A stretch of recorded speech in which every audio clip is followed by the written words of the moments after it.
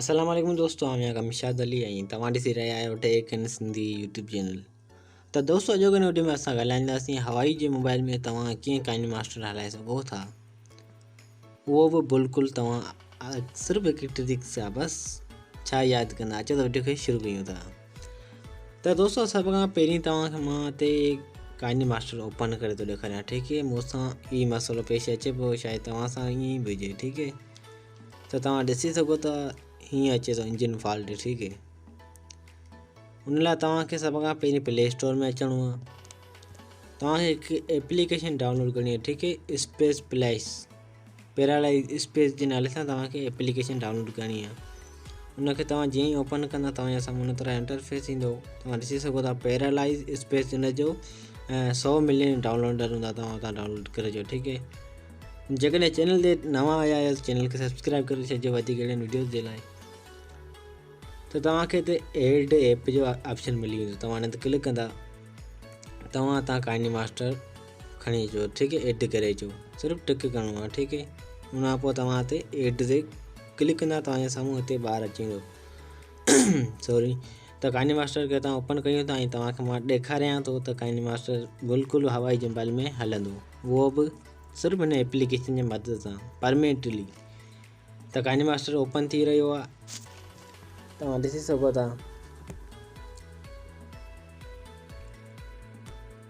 ऐं KineMaster open थी चुको आहे, तव्हां ॾिसी सघो था हिते।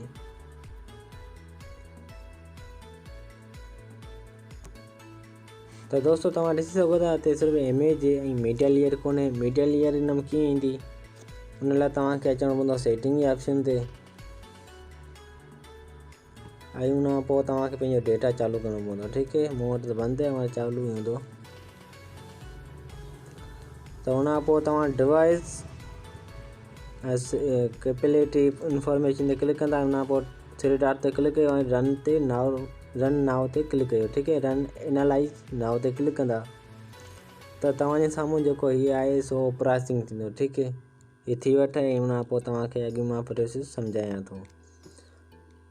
तो काइनमास्टर में जेको लेयर जो ऑप्शन है सो पहिरियां न हो ऐं हीअ लोडिंग थी वठंदो, उन खां पोइ लेयर जो ऑप्शन अची वेंदो बिल्कुलु। तो ये लोडिंग थी रहियो आहे, थोरो वीडियो खे स्टॉप थो कयां जीअं तव्हांजो टाइम ज़ाया न थिए। दोस्तों वीडियो को लाइक न कजो, वीडियो को ज़रूरु लाइक कजो। ठीकु है, तो दोस्तों लोडिंग थियण खां पोइ तव्हांजे साम्हूं हिन तरह जो इंटरफेस ईंदो। ठीकु है, लोडिंग थी चुको आहे ऐं उन खां पोइ अचां थो बैक ऐं तव्हांखे वरी मां चेक करायां थो मीडिया लेयर आयो आहे या न आयो आहे। तो दोस्तों तव्हां ॾिसी सघो था मीडिया लेयर जो ऑप्शन अची चुको आहे ऐं हितां तव्हां को बि वीडियो खणी सघो था। ठीकु है, ऐं तव्हांखे मां ॿुधाईंदो हलां ऐं काइनमास्टर जेको सिर्फ़ु हिन मां ई ओपन थींदो। ठीकु है, तव्हां जेकॾहिं तव्हां 12 होम मां ऐं होम मां तव्हां ओपन कयो था त तव्हांजे साम्हूं साॻी प्रॉब्लम ईंदी। ऐं जेकॾहिं तव्हां ऐं छा आहे पैरालाइज स्पेस मां तव्हां हुनखे ओपन कंदा त तव्हांजे साम्हूं ही बिल्कुलु थी वेंदो। ठीकु है, ओपन थी वेंदो ऐं हिन में मीडिया लेयर बि हूंदी।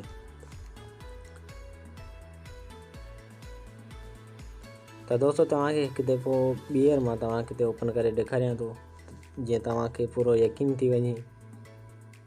तव्हां जेको काइनमास्टर में एडिटिंग करणु चाहियो था त तव्हां हिन मां ई ओपन करिणो पवंदो, न त हुतां तव्हां वटि कोन हलंदो। छो जो हवाई जहाज़ में काइनमास्टर डायरेक्ट कोन थो हले, कंहिं न कंहिं जो सहारो वठिणो थो पए। तव्हां ॾिसी सघो था काइनमास्टर हिकु दफ़ो ॿीहर ओपन थी रहियो आहे। जेकॾहिं तव्हांजो को मसइलो पेश अचे तो तव्हां कमेंट में लिखी सघो था, को मसइलो न आहे त उन ते वीडियो ठाहे छॾंदासीं। तव्हां ॾिसी सघो था वरी मीडिया लेयर आयो आहे। तव्हां हिन तरीक़े सां बिल्कुलु हवाई जहाज़ में काइनमास्टर हलाए सघो था। तो दोस्तों इहा बि अॼोकी वीडियो कीअं लॻी उमेद थो कयां तव्हांजी रहनुमाई थी वेंदी। तो वधीक अहिड़ियुनि वीडियोज़ जे लाइ असांजे यूट्यूब चैनल खे सब्सक्राइब करे न विसारींदा। मिलूं था नेक्स्ट वीडियो में, तेसिताईं पंहिंजो ऐं पंहिंजे चाहणे वारे जो रखिजो खोड़ सारो ख़्यालु। मिलूं था नेक्स्ट वीडियो में, ख़ुदा हाफ़िज़।